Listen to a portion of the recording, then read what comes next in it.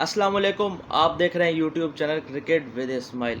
सबसे पहले बड़ी खबर दे देता हूं कि जे शाह अगले चेयरमैन बनेंगे आईसीसी के 1 दिसंबर से। उनको अनपोस्ट इलेक्ट कर लिया गया है चेयरमैन के तौर पर। वो अब 1 दिसंबर से जिम्मेदारी संभाल लेंगे। उनके अपोज में कोई भी नहीं था। ऑस्ट्रेलिया क्रिकेट बोर्ड और इंग्लैंड क्रिकेट बोर्ड ने उनको बहुत सपोर्ट किया था ये बनने में, तो वो जिम्मेदारी संभाल लेंगे। उनकी स्टेटमेंट भी आई है कि वो क्रिकेट को बहुत पॉपुलर बनाना चाहते हैं और नेक्स्ट लेवल पर लेकर जाना चाहते हैं। इस खबर से चैंपियंस ट्रॉफी पर क्या असर पड़ने वाला है, अब यहाँ पर एक सवाल ये खड़ा हो चुका हुआ है कि जे शाह अगर आईसीसी के चेयरमैन बनने जा रहे हैं 1 दिसंबर से, तो उस पर चैंपियंस ट्रॉफी पर क्या असर पड़ेगा। तो मैं अभी इसके बारे में यही कहूँगा कि ये चैंपियंस ट्रॉफी का मामला इंडियन गवर्नमेंट पे ही डिपेंड करता है।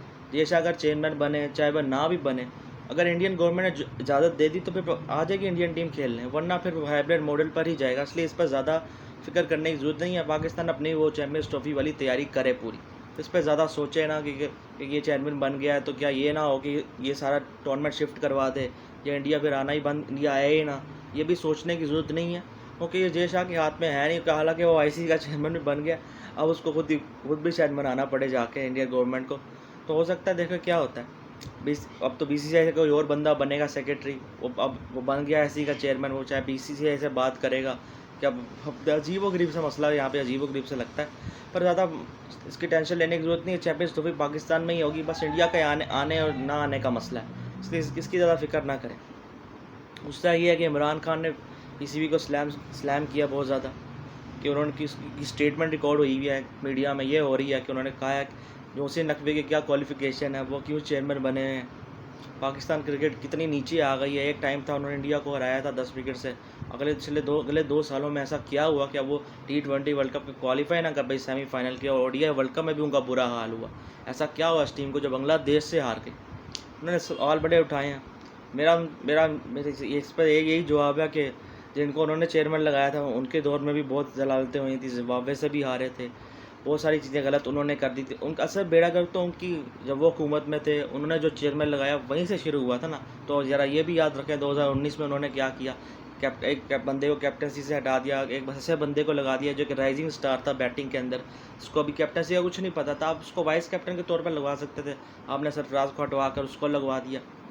ऊपर से आप एक इंडिया से आप जीत गए, अब इंडिया से तो बाहर लोग आज में निकलते नहीं है, यहाँ के लोग बाहर के एक बार हरा देते हैं तो इतने सालों तक याद रखते हैं। तो आगे की सोचनी चाहिए। हरा दिया तो उसके बाद भी उन्होंने हमारा बुरा असर किया, तो इंडिया को हरा भी दिया तो क्या हुआ। उसी अगले ही साल में 2022 में T20 वर्ल्ड कप हुआ था, हम जिम्बाब्वे से आ रहे थे, आपकी हुकूमत थी, आपका ही बंदा चेयरमैन था तब तो कोई स्टेटमेंट नहीं आई।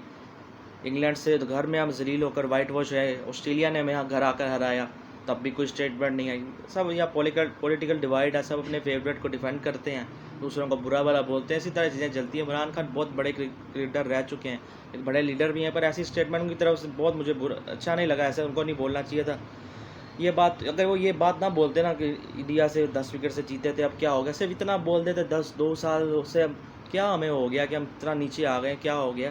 और साथ रमीज़ राजा को भी स्लैम कर दे जो उन्होंने खुद लगवाया था, जो उनकी बात बोलने पर ही फिर हर वक्त बिलियन डॉलर करता रहता था।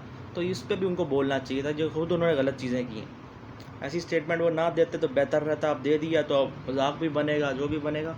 उनकी तरफ से ऐसी स्टेटमेंट एक्सपेक्ट मैंने नहीं की थी, पर अब मैं क्या कह सकता हूँ, पॉलिटिकल डिवाइड है यहाँ उस मुल्क के अंदर, अपने वालों को कोई नहीं बोलता यहाँ। इसी के साथ वीडियो करें लाइक, चैनल करें सब्सक्राइब। अल्लाह हाफ़िज़।